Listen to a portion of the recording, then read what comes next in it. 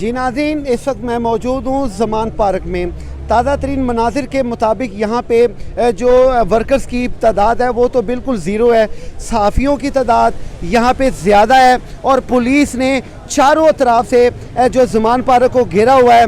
इनके मुताबिक जो इनको डिमांड है पुलिस और रेंजर्स को वो है 100 पीटीआई वर्कर्स की।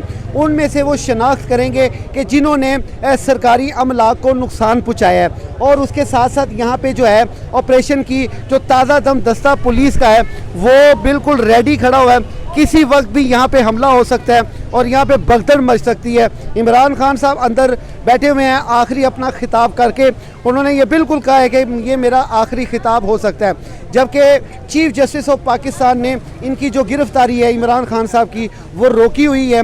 बावजूद इसके ये पंजाब पुलिस यहाँ पे पहुँची है। ये क्यों पहुँची है ये तो बेहतर वही बता सकेंगे जो कि उनका अभी तक पंजाब पुलिस और रेंजर्स का खुल के बयान नहीं आया। जबकि आइन और कानून की बालादस्ती